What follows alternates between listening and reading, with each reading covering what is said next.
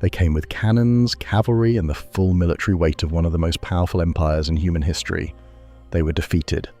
They came again, this time with more soldiers, better weapons, and a new strategy. They were defeated again, and again, and again.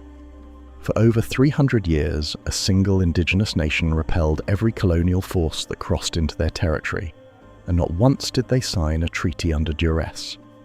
Their name appears in colonial dispatches as a word synonymous with dread, and somehow, almost no one outside their homeland knows who they were.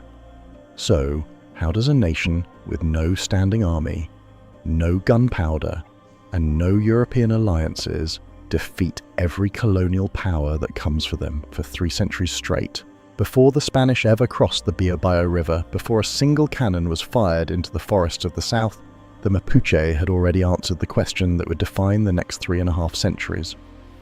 The Inca Empire, the largest empire in pre-Columbian history, a civilization that had absorbed nations stretching from modern-day Colombia to northern Argentina, had looked south toward Wallmapu and decided the cost of taking it was too high.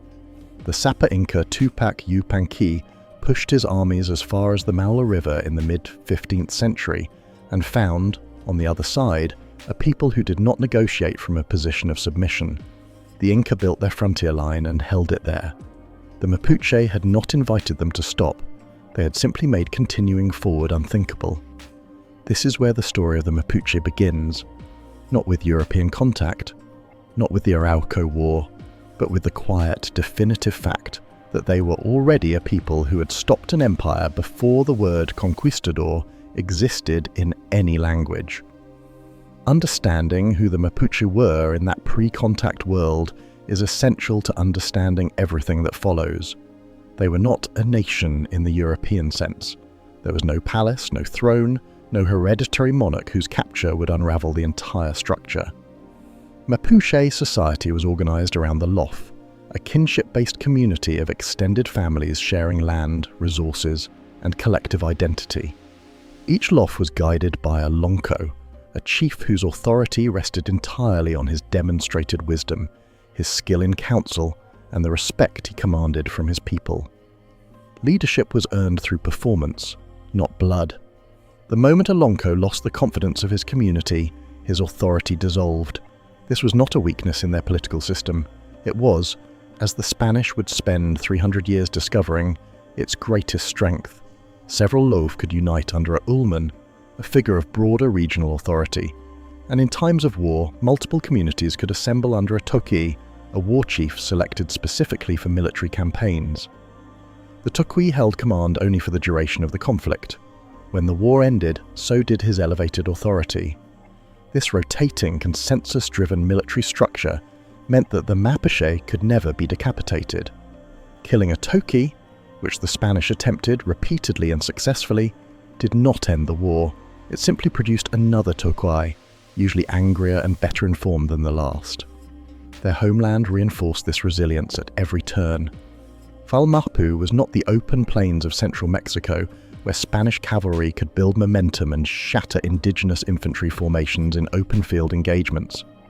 It was a landscape of ancient forest, volcanic terrain, fast-running rivers, and seasonal flooding that turned supply lines into liabilities and large military formations into slow, visible, exhausted targets. The Mapuche knew every trail, every river crossing, every ridgeline. They understood which valleys flooded in winter and which forest paths dried out in summer.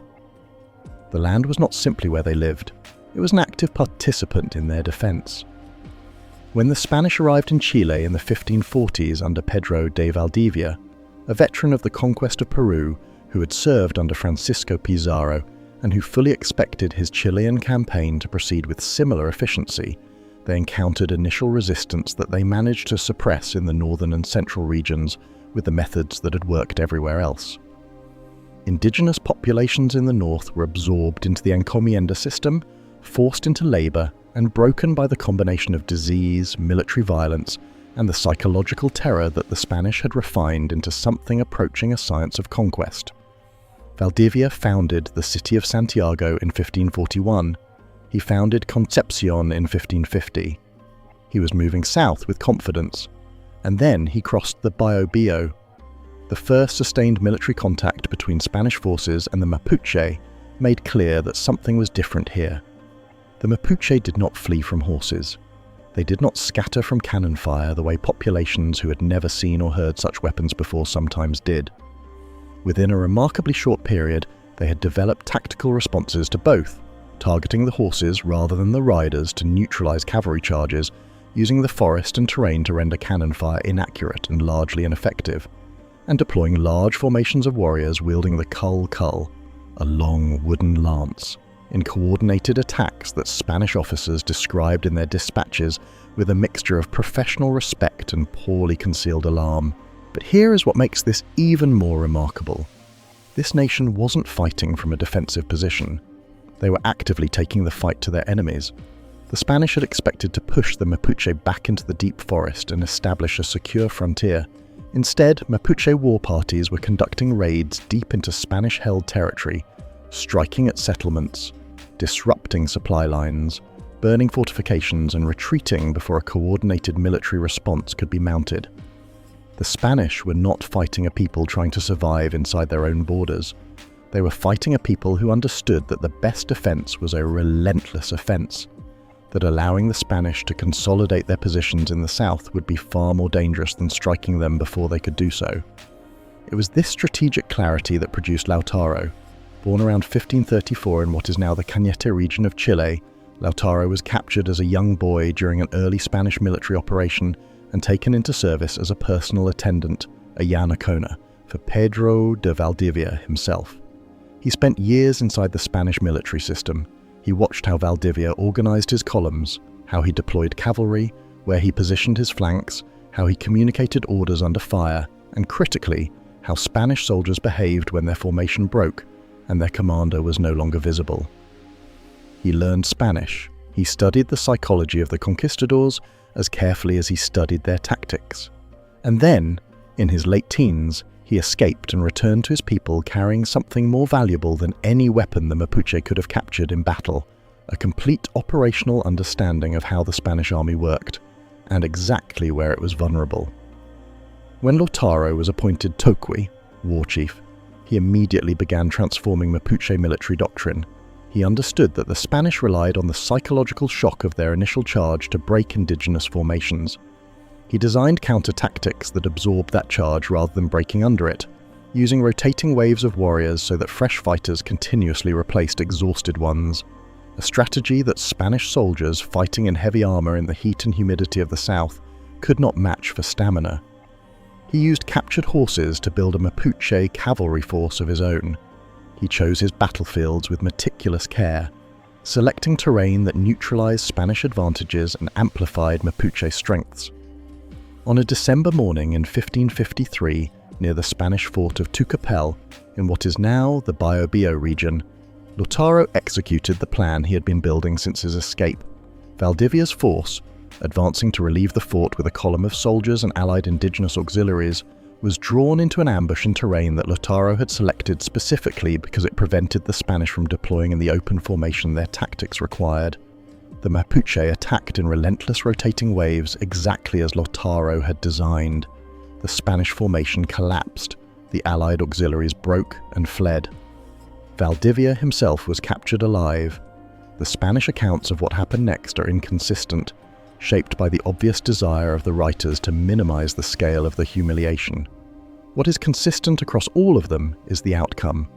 Pedro de Valdivia, the conqueror of Chile, the veteran of Peru, died in Mapuche captivity. The fort at Tucapel was destroyed, and the news that traveled north to the Spanish settlements carried a weight that no subsequent official report could fully disguise. The war chief who had defeated him was 20 years old. Lautaro died in 1557, killed in a surprise attack on his camp by a Spanish force that had been guided to his position by an informant. He was 22 or 23 years old. His death did not end the war. It did not even slow it. Within years, a new Toqui named Caupolicán had assumed military leadership, and the campaigns continued with the same strategic intelligence and tactical adaptability that Lautaro had built into Mapuche military culture. Caupolicán was eventually captured and executed in 1558, subjected to a death deliberately designed to be public and humiliating, and still the war continued. This is the pattern that confounded Spanish commanders for the entire duration of the Arauco War. They would identify a Mapuche leader, pursue him, sometimes capture or kill him, and wait for the resistance to collapse. It never collapsed. The decentralized structure of Mapuche society meant that each fallen leader was simply replaced by another, and the institutional military knowledge, the tactics, the terrain intelligence, the understanding of Spanish vulnerabilities, was not stored in a single man. It was distributed across the entire people. It lived in the council circles, in the parlamentos, in the oral traditions passed from one generation of warriors to the next. It could not be killed.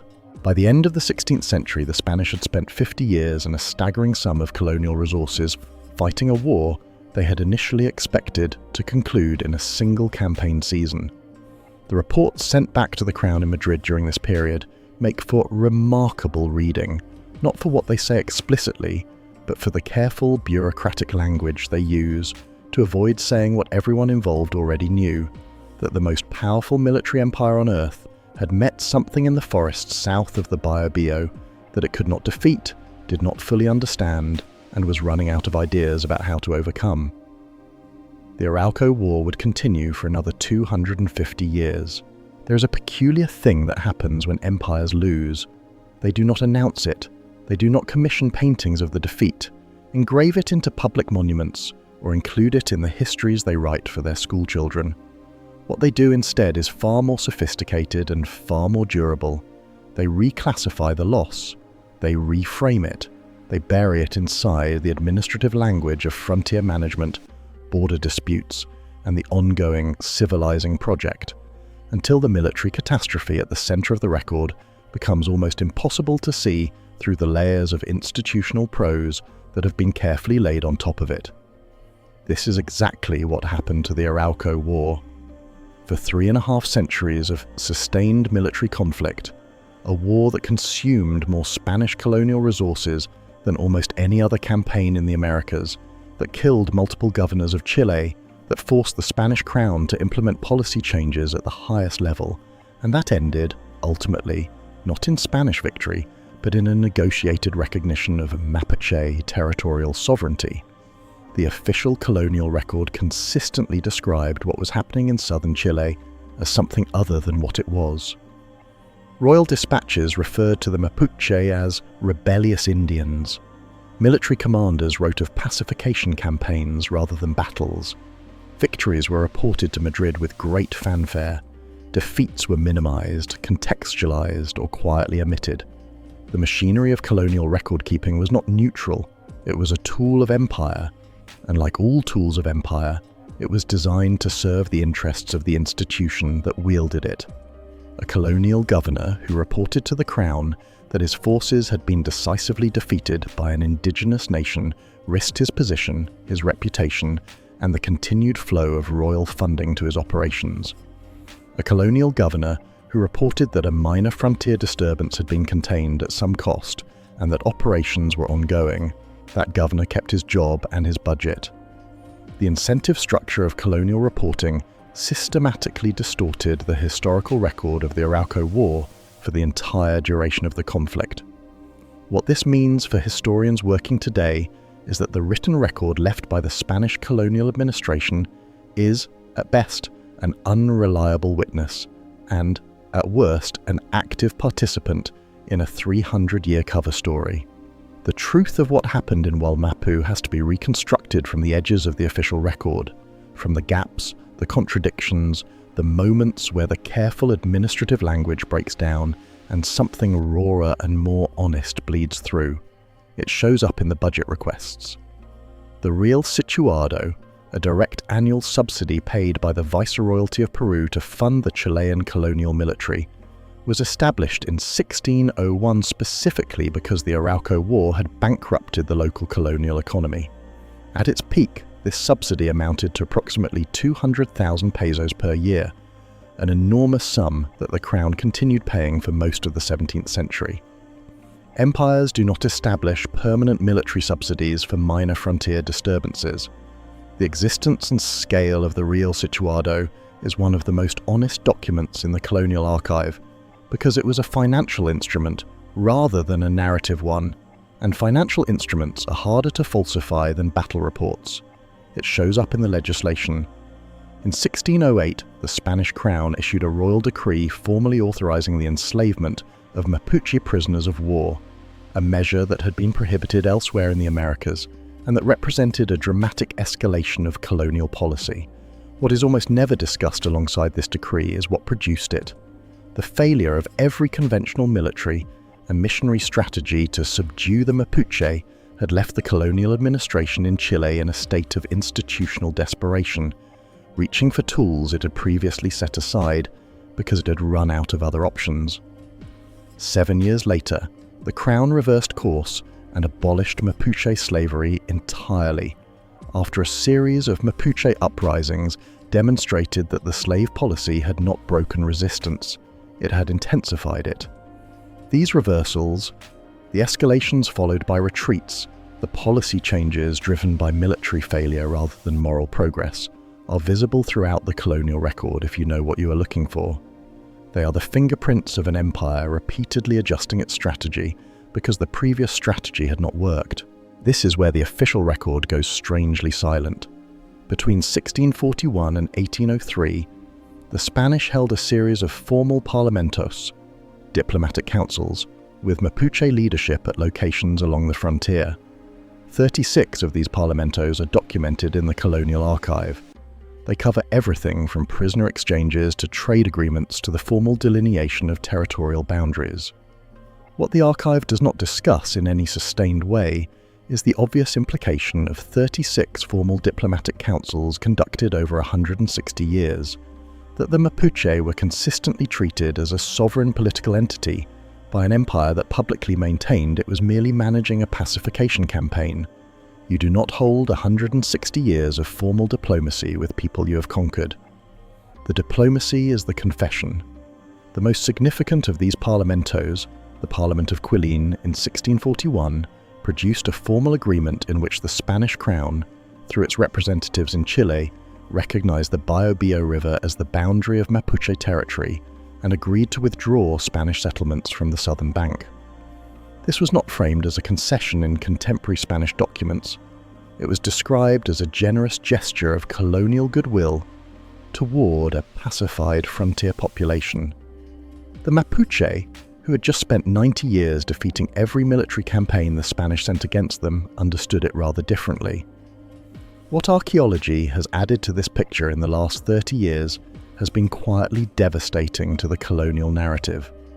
Excavations across the Araucanía region have uncovered evidence of extensive pre-contact Mapuche trade networks stretching from the Pacific coast to the eastern slopes of the Andes, networks that indicate a level of inter-community organization and economic sophistication that the colonial record consistently denied existed. Mapuche metallurgy, textile production and agricultural systems were far more developed than Spanish sources acknowledged, because acknowledging Mapuche sophistication would have made the military failures even harder to explain away. Ethnohistorical research, the study of indigenous history through a combination of written sources, oral traditions, and material evidence, has further complicated the colonial picture. Mapuche oral history traditions, maintained and transmitted across generations with extraordinary fidelity, describe the Arauco War in terms that are consistent with the physical and documentary evidence, but dramatically different in interpretation from the Spanish account. Where Spanish records describe a frontier gradually coming under colonial control, Mapuche oral tradition describes a sovereign people repelling invasion after invasion and negotiating from consistent strength. Both of these accounts cannot be entirely true. The physical and financial evidence, the real Situado, the parlamentos, the boundary recognitions, supports the Mapuche account far more strongly than the colonial one. The politics of who gets to be called unconquered in the historical record is not an abstract scholarly debate.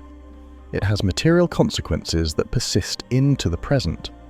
The Chilean Republic, which inherited the colonial project after independence in 1818, had its own reasons to minimize Mapuche military history.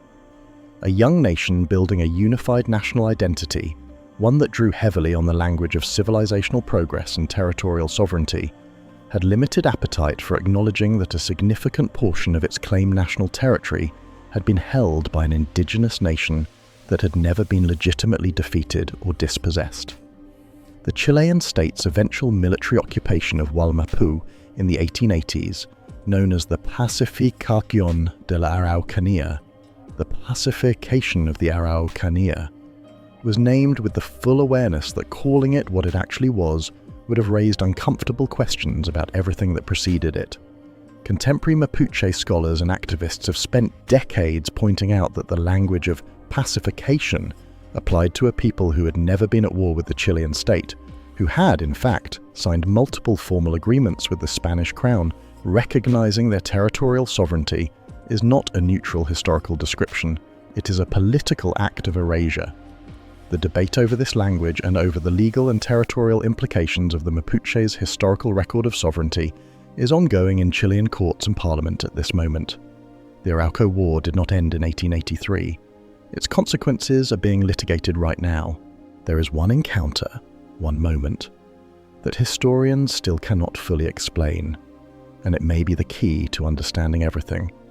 In 1655, a Mapuche uprising of extraordinary scale and coordination erupted simultaneously across multiple Spanish frontier settlements in a single night, an operation requiring a level of inter-community communication, planning, and operational security that the Spanish colonial administration had believed was beyond Mapuche organizational capacity.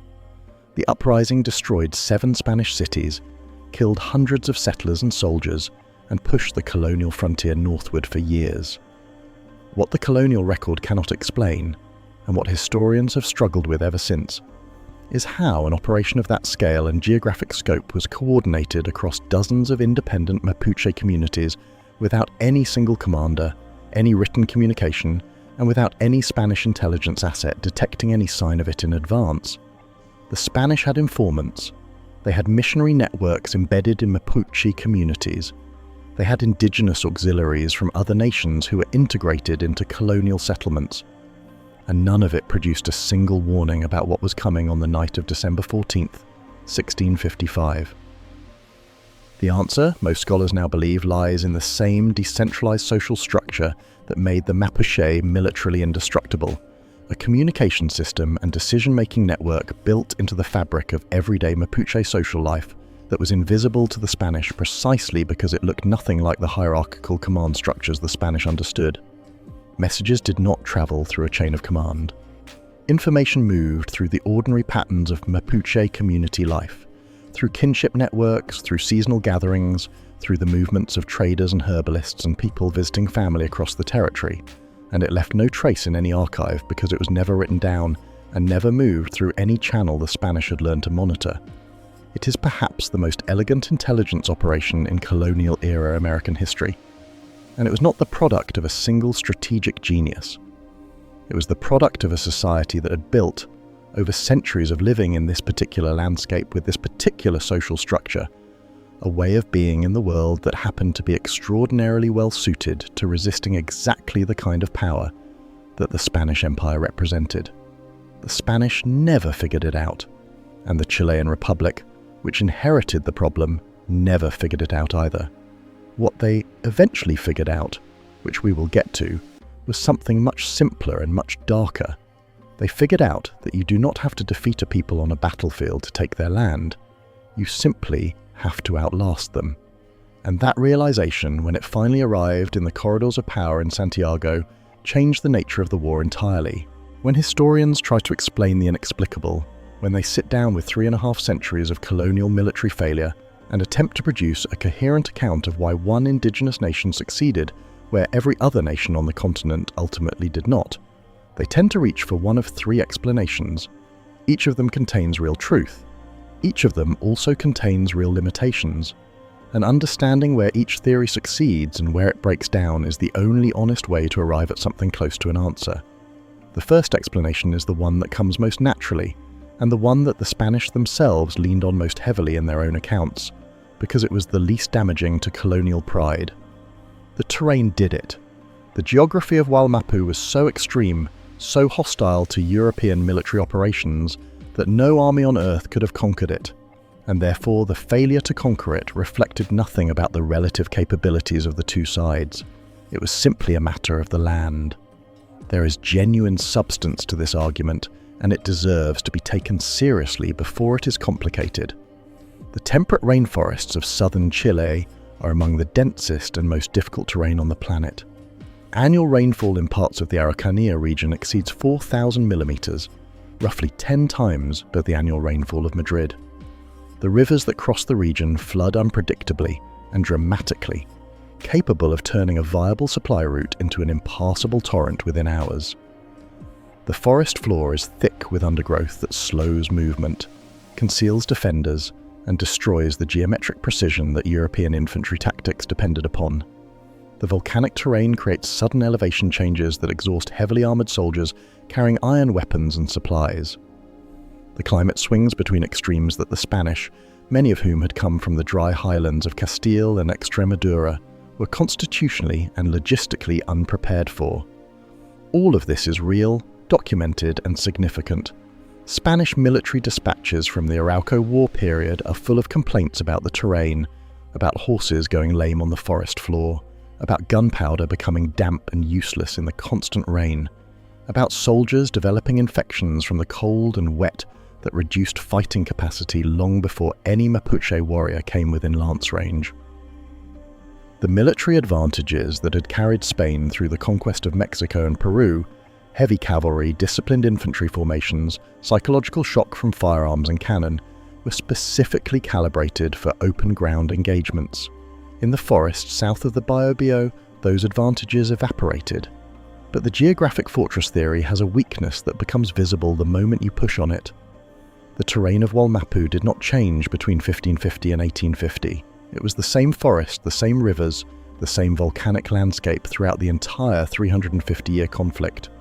And yet the Spanish did not simply fail to enter Wallmapu, they repeatedly entered it, established temporary positions within it, built forts that stood for years, and conducted campaigns deep into Mapuche territory. The terrain complicated their operations enormously. It did not make those operations impossible.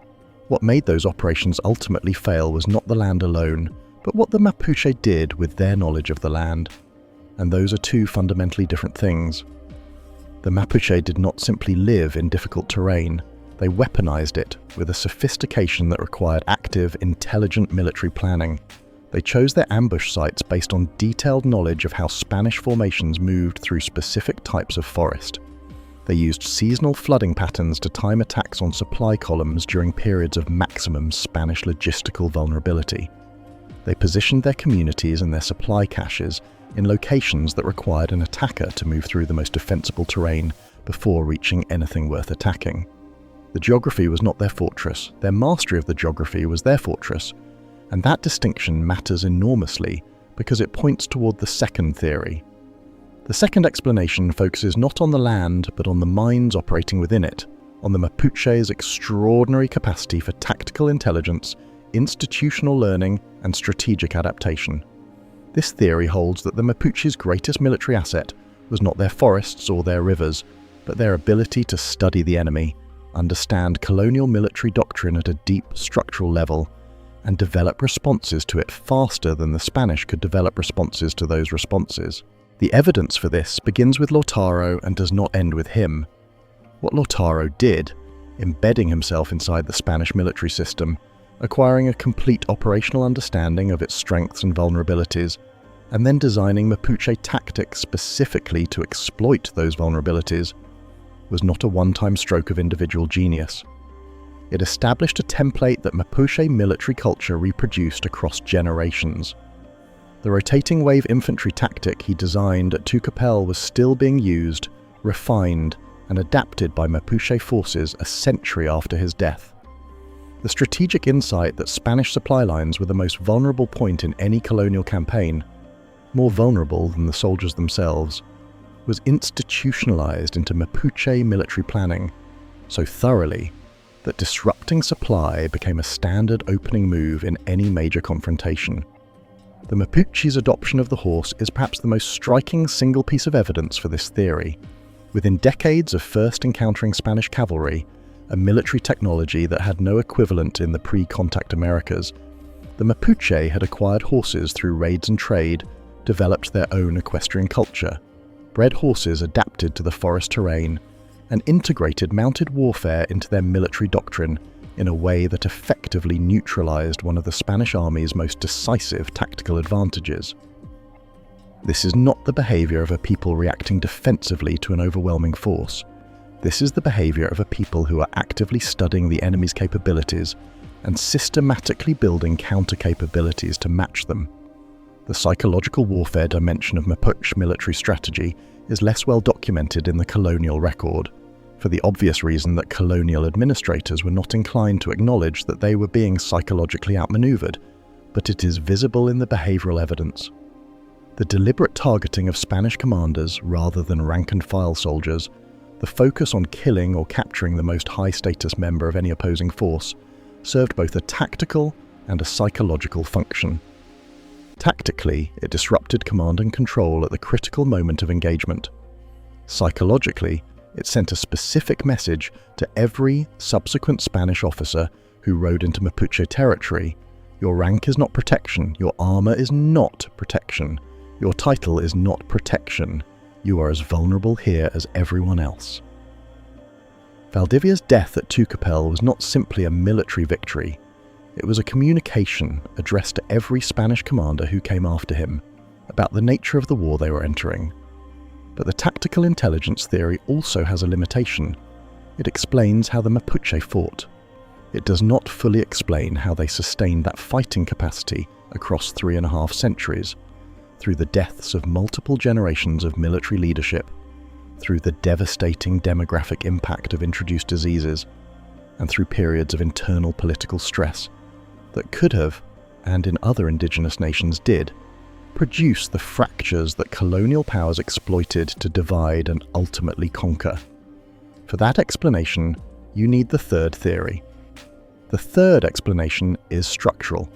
It argues that the Mapuche's political organization, specifically its decentralized, consensus-driven, non-hierarchical character, was not simply compatible with sustained military resistance.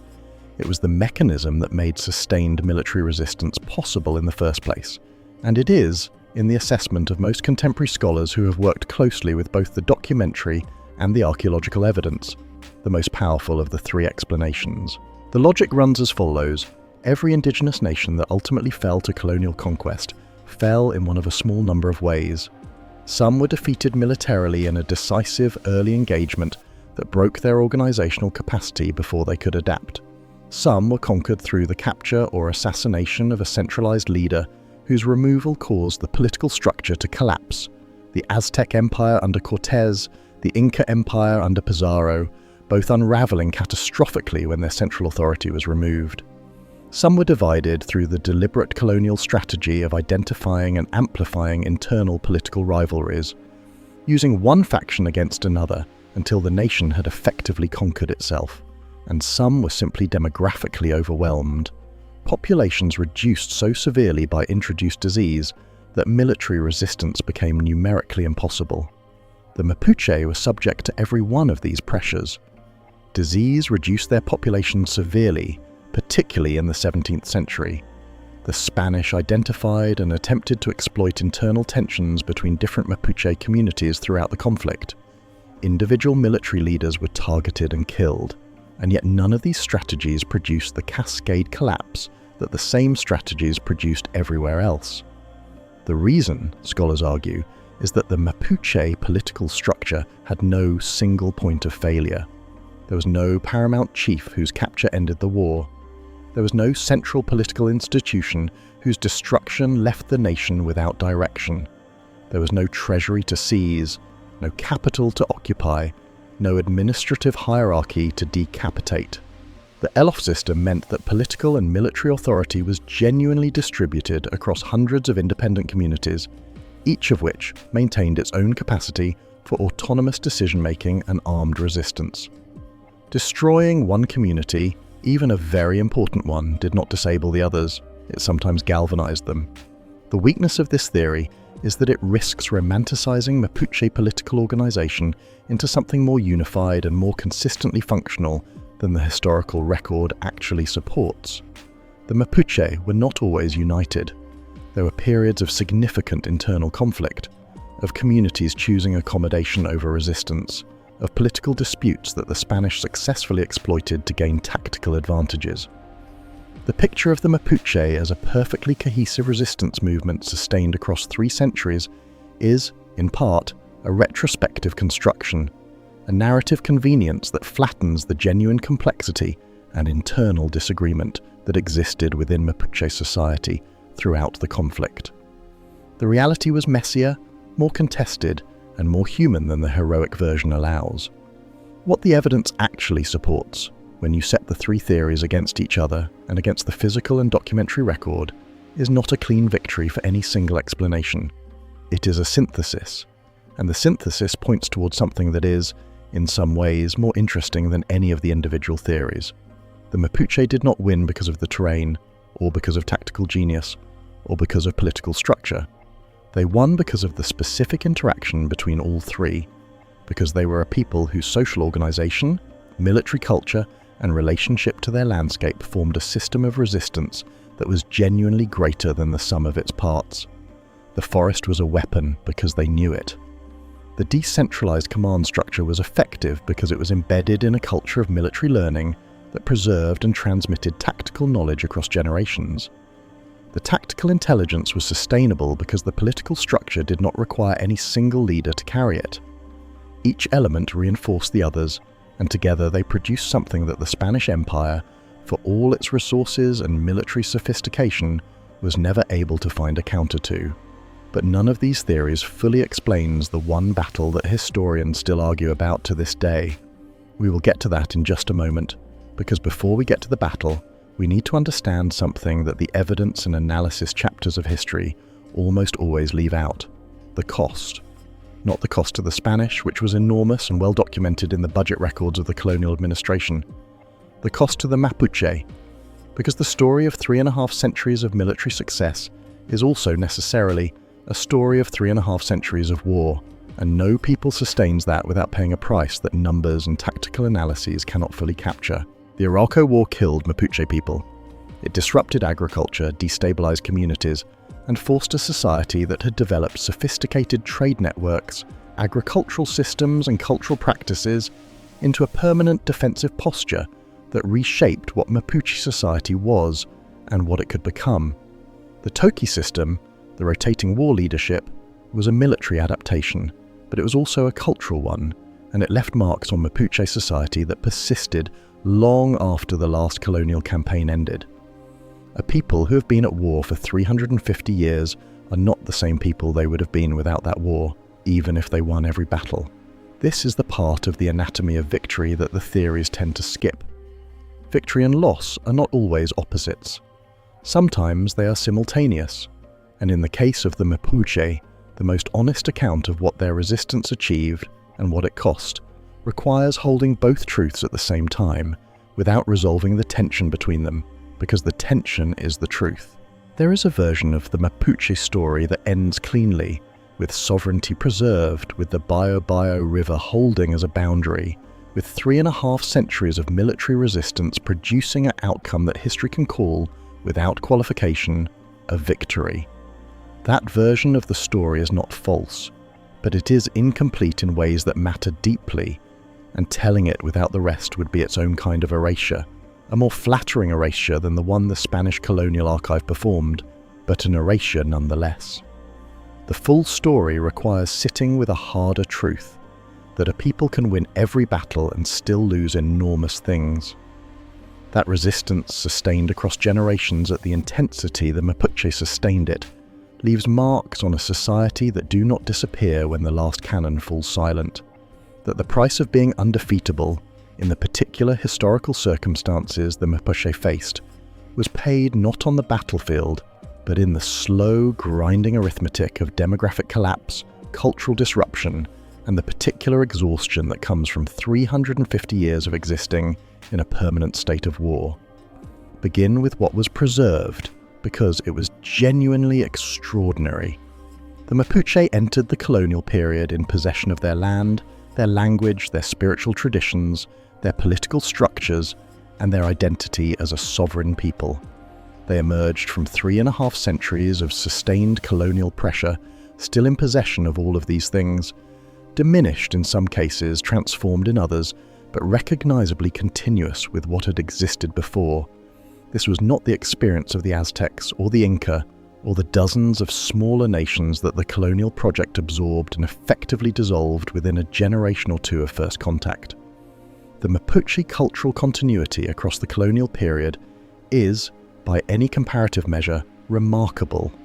The Mapudungun language, the language of the Mapuche, belonging to no other language family on Earth, a linguistic fingerprint of a people who had lived in this particular landscape for thousands of years, survived the entire colonial period.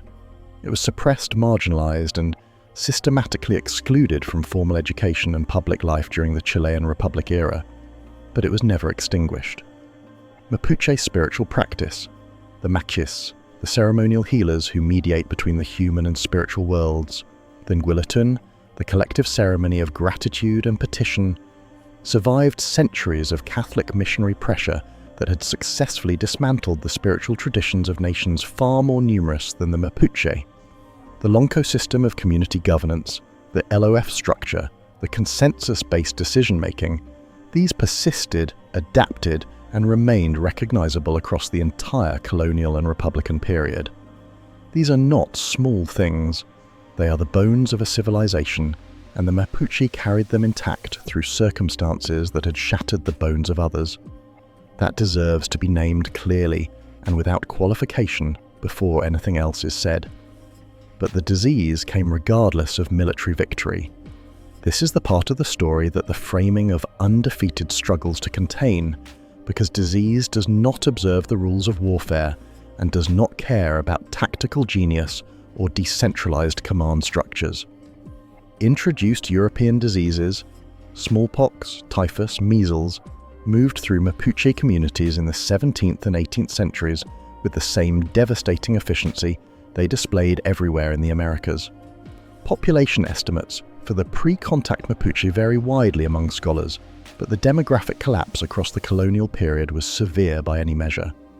Some estimates suggest that the Mapuche population fell by more than half between first contact and the end of the colonial period, not through military defeat, but through the invisible biological warfare that accompanied every European colonial enterprise, whether or not a single battle was fought.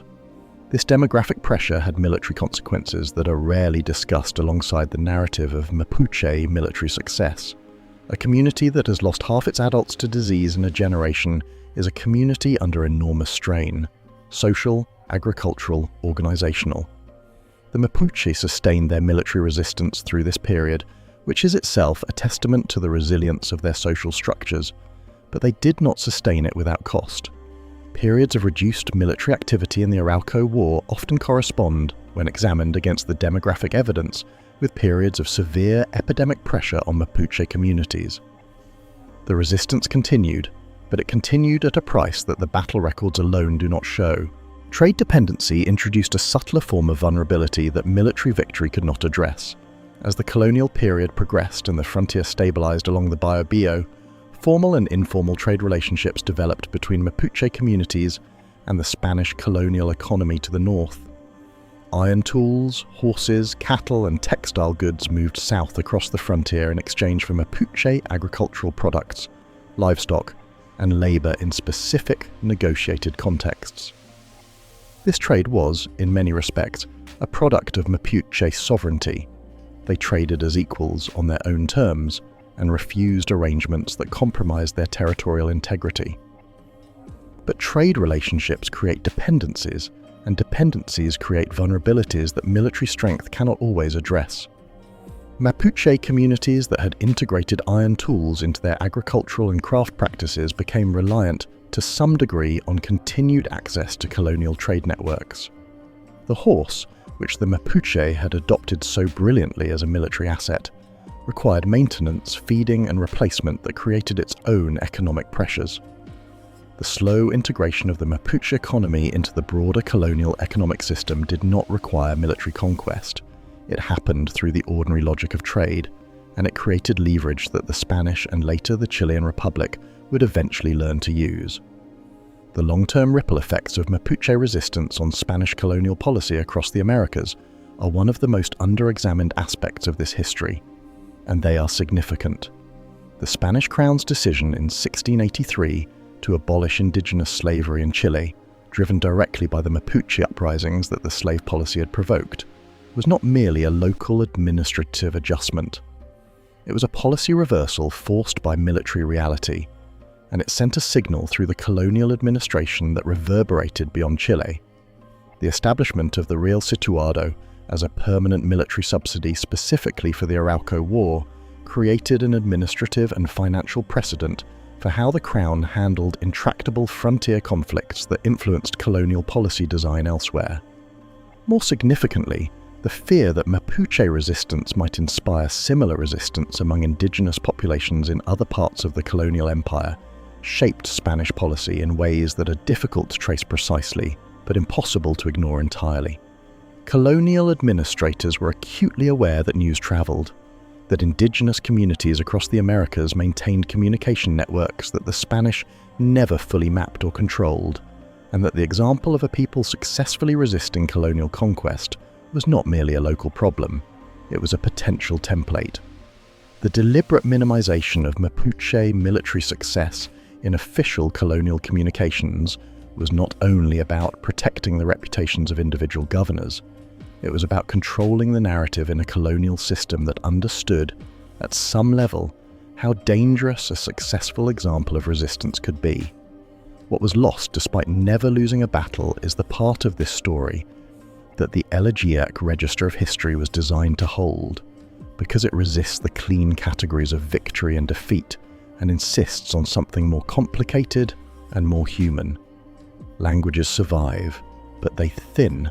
The Mapudungun that is spoken today is not identical to the Mapudungun of 1550. It has been shaped by centuries of contact, borrowed vocabulary, institutional suppression, and the ordinary drift of any living language through time. The spiritual traditions that survived are not unchanged.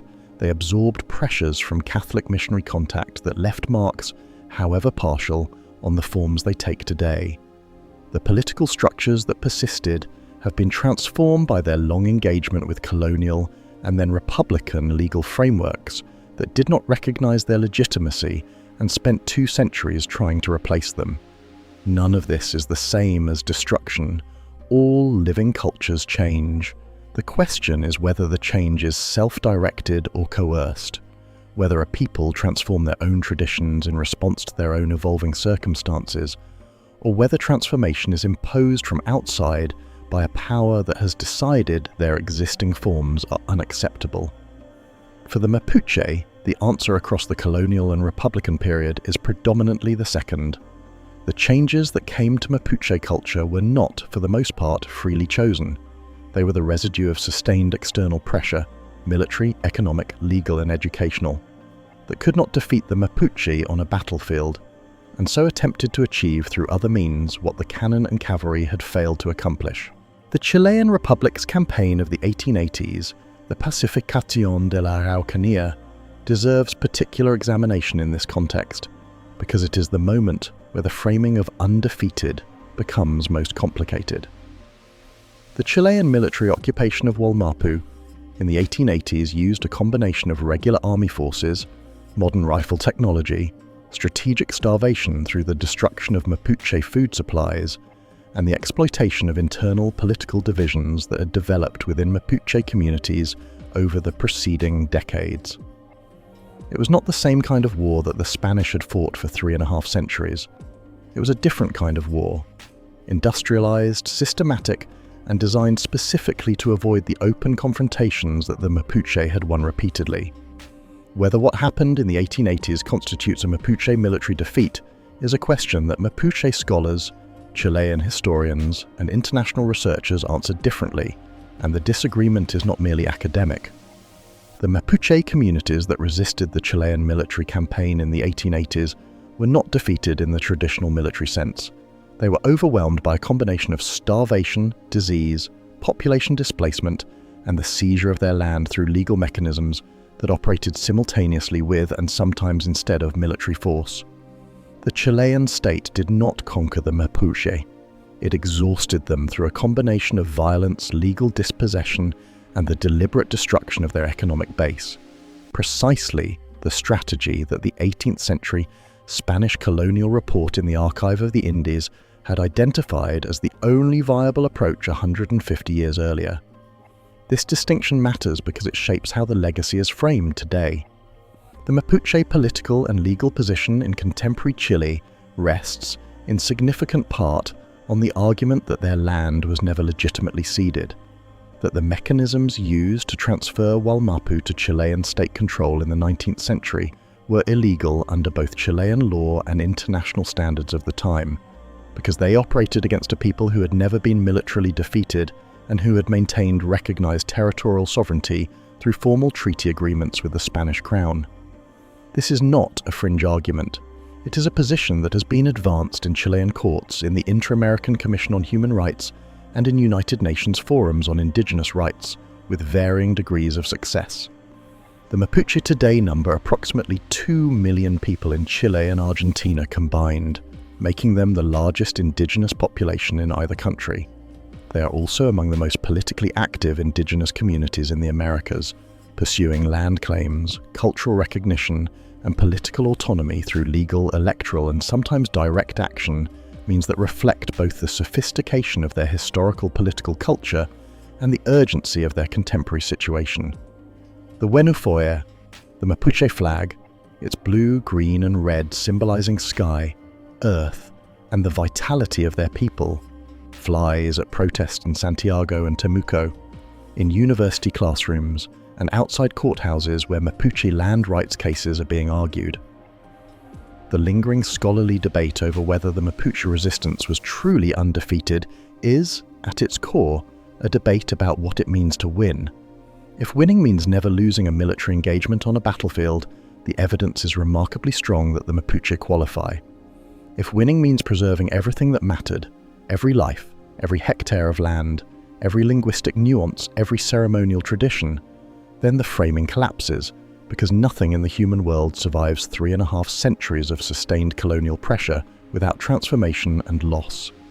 And if winning means achieving lasting, recognized, legally protected sovereignty over your ancestral territory, then the story of the Mapuche is still unfinished, because that fight is ongoing, right now, in courts and legislatures and occupied forests in southern Chile. What the Mapuche military record actually demonstrates, stripped of both the colonial minimization and the sometimes overcorrecting heroic narrative, is something more specific and more valuable than a simple answer to the question of victory or defeat. It demonstrates that a people with a social structure, a relationship to their landscape, and a culture of institutional learning that is well matched to the specific pressures it faces can sustain resistance at a scale and duration that defies the expectations of far more powerful adversaries. It demonstrates that the assumption of inevitable colonial victory, the assumption that was built into the Spanish Empire's self-understanding and that has been built into most historical narratives of the colonial period, was not a fact. It was a story that the Spanish told themselves and that subsequent historiography largely repeated, and that the Mapuche spent 350 years proving wrong. That proof is the inheritance the Mapuche carry. It is the thing that colonial archivists tried to bury in administrative language, that Republican historians tried to erase with the word pacification, and that 2 million people are currently in the process of recovering, not as a museum piece or a historical curiosity, but as a living argument about who they are, what they are owed, and what the future of their land should look like. The undefeated do not always look like conquerors. Sometimes they look like a grandmother in Temuco, teaching her granddaughter a language that an empire tried to destroy. Sometimes they look like a lawyer in Santiago, filing a land claim on behalf of a community whose great-great-grandparents held that land before the Chilean flag existed. Sometimes they look like a student in a university classroom, demanding that the history taught there reflect what actually happened in the forest south of the Biobío, not the version that was convenient for the powerful, but the version that is true. That is what 350 years of not losing looks like, and it is still happening. And this is the part they never put in the textbooks. In the Archive of the Indies in Seville, the vast colonial repository where the Spanish Empire stored 3 centuries of administrative correspondence, military reports, legal proceedings, and royal decrees relating to its American territories, there exists a document that most general histories of the colonial Americas have never discussed in any sustained way. It is not hidden exactly. It has been catalogued, referenced in specialized academic literature, and examined by scholars working in Chilean colonial history. But it has never made it into the popular narrative of the Arauco War, and the reason it has not is, itself, a piece of evidence about how historical memory is constructed and who benefits from particular constructions of it. The document is a formal memorandum written in 1692 by Francisco de Meneses, a former governor of Chile, addressed to the Spanish Crown's Council of the Indies. Meneses had served as governor during one of the most violent and chaotic periods of the Arauco War, and his memorandum was written after his removal from office. After, in other words, the professional consequences of honesty had been substantially reduced. In it, he writes with a directness that is almost shocking against the backdrop of a century and a half of carefully managed colonial reporting. He states, in unambiguous terms, that the Mapuche cannot be defeated by military force. He states that every campaign conducted against them has failed not because of logistical misfortune or individual commander error, but because of something fundamental and structural about the nature of Mapuche society and its relationship to the land it occupies. And he states, and this is the sentence that historians who have read this document tend to quote with a kind of stunned reverence, that the continued prosecution of the war is not a military problem, but a political one, and that the political problem is that the Spanish Crown has never been willing to publicly acknowledge what everyone involved has privately known for decades, that the Biobío River is not a temporary frontier awaiting pacification, it is a permanent border. And the territory south of it is not Spanish.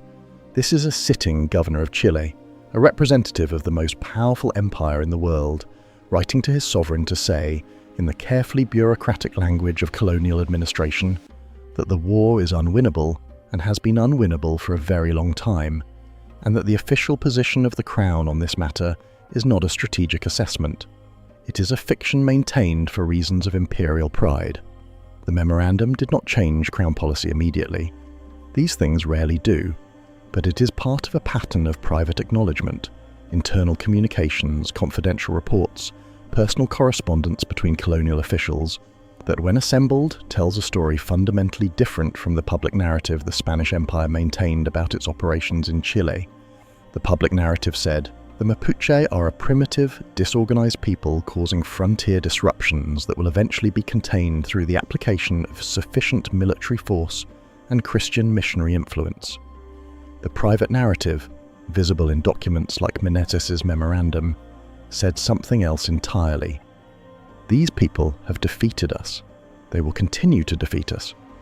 We do not know how to stop them, and we cannot say this out loud. The gap between these two narratives, between the public performance of imperial confidence and the private reality of imperial failure, is not unique to Spain's experience in Chile. It is one of the most consistent patterns in the history of colonial warfare, and recognizing it in the Mapuche case opens a window onto something that extends far beyond the Arauco War. Empires are, among other things, narrative machines. Their power depends not only on their military and economic capacity, but on the stories they tell about themselves. Stories of civilizational superiority, of inevitable historical progress, of the natural order of things. A story of military defeat at the hands of an indigenous nation challenges all of these narratives simultaneously, and the institutional response to that challenge is almost always the same: reclassify, minimize, and if possible, bury. The British Empire did it with the First Anglo-Afghan War of 1842, in which an entire army of 16,000 soldiers and camp followers was destroyed in a single retreat, an event of staggering military magnitude that was almost immediately reframed in official British discourse as a temporary setback in an ongoing civilizing mission, rather than what it actually was: a catastrophic defeat inflicted by a militarily sophisticated adversary that the British had comprehensively underestimated. The French Empire did it with its disastrous early campaigns in Algeria, and later with its defeats in Vietnam, constructing administrative and journalistic narratives around each failure that transformed military reality into something more palatable for domestic consumption.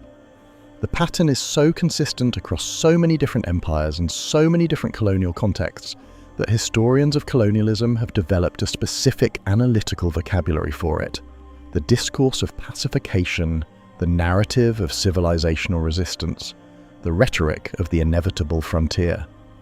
What makes the Mapuche case particularly valuable as a window onto this pattern is the quality and specificity of the counter-evidence. Because the Arauco War lasted so long, and because the Spanish colonial administration was so bureaucratically thorough even in its distortions, there are simply more documents, more budget records, more treaty texts, more private memoranda, more missionary reports than exist for most comparable colonial conflicts. And those documents, read carefully and against each other, produce a picture of institutional self-deception operating at enormous scale over an enormous period of time that is almost unparalleled in the colonial archive. Consider the Jesuit missionary records from the 17th and early 18th centuries. The Jesuits who worked in Mapuche territory, men like Luis de Valdivia, who developed the policy of defensive warfare specifically in response to the military failure of conventional colonial campaigns, wrote with a candor about Mapuche society and Mapuche military capacity that the civil and military colonial administration almost never permitted itself. Luis de Valdivia's correspondence with the Spanish crown in the early 17th century includes detailed observations about Mapuche political organization, decision-making processes, and military adaptability that read, in retrospect, like a remarkably accurate analysis of exactly why the Spanish were losing. Valdivia's conclusion that the only viable approach was to abandon military conquest and attempt peaceful coexistence and missionary contact was adopted as official crown policy for a period in the early 17th century, representing yet another extraordinary, almost never discussed admission that the military campaign was being formally suspended because it was not working. The archaeological record adds a dimension to this picture that the written sources alone cannot provide. Excavations at multiple sites across the Araucanía over the last 3 decades have produced evidence that directly contradicts the specific claims made in the colonial administrative record about the nature and extent of Spanish territorial control in the south. Spanish colonial maps and land grant documents from the 17th and 18th centuries claim territorial jurisdiction over areas that archaeological evidence shows were continuously and actively occupied by Mapuche communities throughout the same period. Communities with no Spanish material culture present, no mission infrastructure, no evidence of colonial administrative presence of any kind. The territorial claims in the Spanish record, in other words, were sometimes not descriptions of actual Spanish control.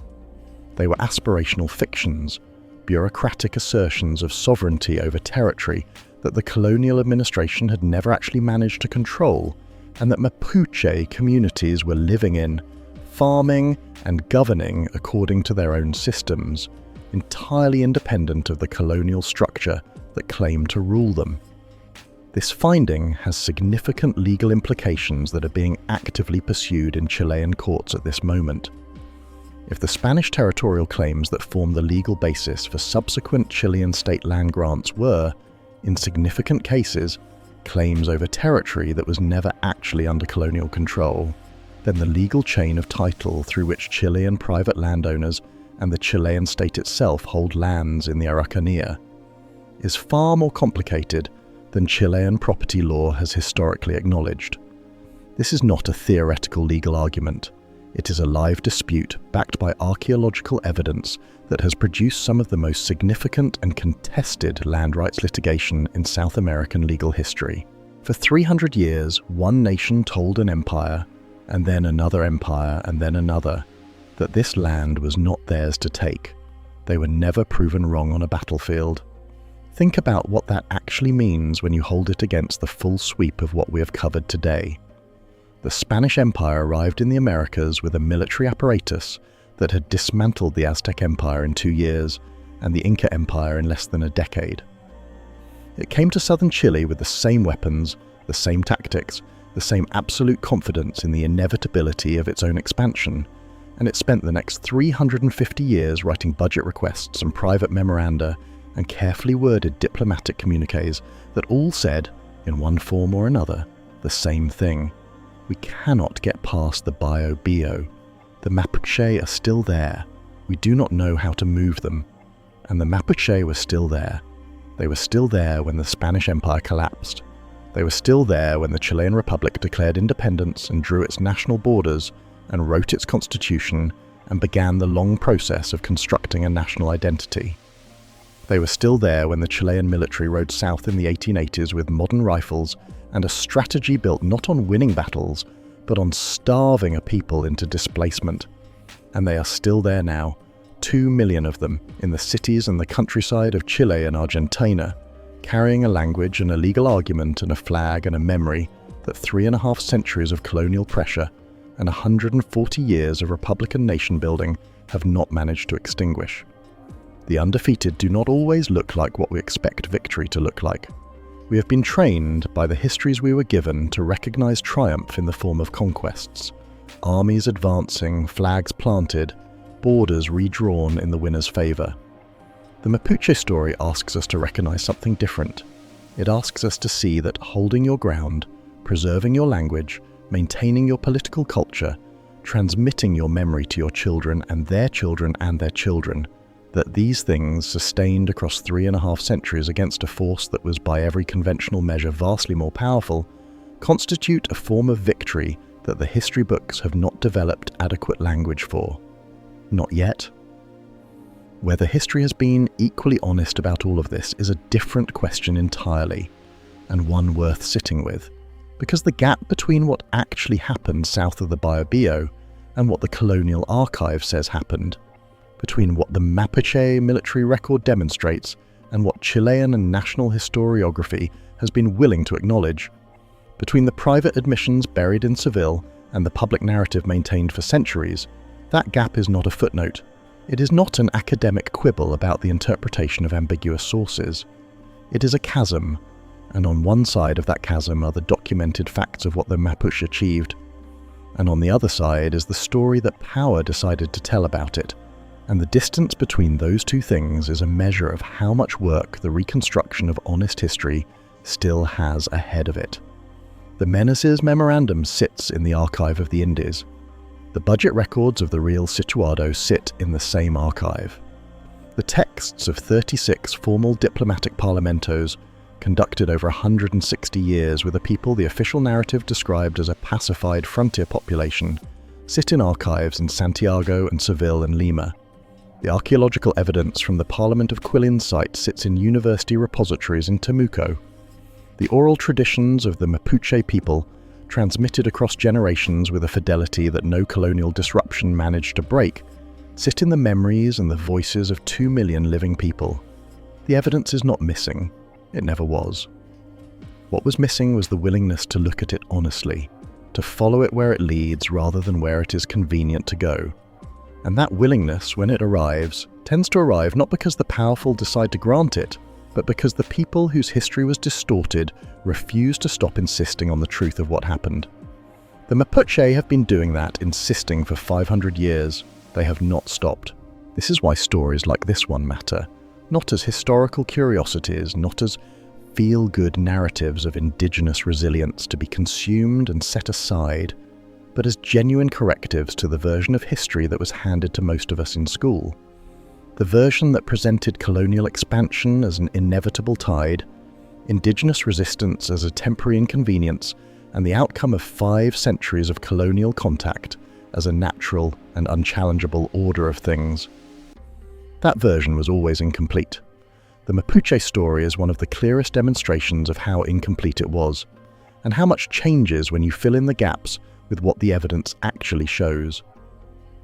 There is a question this story cannot answer, and it is the one I want to leave you with, not because the answer does not exist, but because I think it is a question worth carrying, rather than resolving too quickly. The question is this: If the Spanish Empire privately acknowledged as early as 1641 and as explicitly as 1692 that the Mapuche were a sovereign people occupying territory that Spanish military force had failed to take, and if the Chilean Republic inherited that acknowledgement along with everything else it inherited from the colonial administration, then what does justice look like in practical and legal terms for a people whose land was taken not through military defeat, but through the slow, deliberate weaponization of time, disease, economic dependency, and legal instruments applied against a people who never surrendered the underlying claim? That question is being answered, partially and imperfectly, and with enormous difficulty, in Chilean courts and in international human rights forums, and in the occupied forests of southern Chile right now. It does not have a clean resolution, but it has the evidence, and it has the people who carry it. That is where we leave this story, not with a conclusion, but with an open door. Because the most honest thing that can be said about the Mapuche and the Arauco War and the 5 centuries of history that followed is that it is not finished. The battle on the last battlefield may have ended in 1883. The war for recognition, for land, for the honest accounting of what happened and what it means, that war is ongoing. And the people fighting it are the descendants of the people who held the line at the Biobío for 350 years. If history is any guide, they are not done yet. Hey everyone, if this story made you see something differently, you know what to do. The subscribe button is right there, and it genuinely helps us keep telling stories like this one, the ones that fell through the cracks of the history we were taught, the ones sitting in archives waiting for someone to ask the right question, the ones that changed the shape of what you thought you knew. Drop your theory in the comments. Which factor do you think mattered most? Was it the terrain, the tactics, the political structure, or something we have not fully named yet? Because I genuinely think there is an answer in the Mapuche case that historians have not fully articulated, and I think it might be sitting in the comments section of this video right now. We read every single one. Next week we are going somewhere most people have never heard of, to a kingdom that sat at the crossroads of 3 of the most powerful empires in the ancient world and somehow outlasted all of them. 1 week, 1 story, 1 question that rewrites everything you thought you knew about who gets to survive history. You will not want to miss it.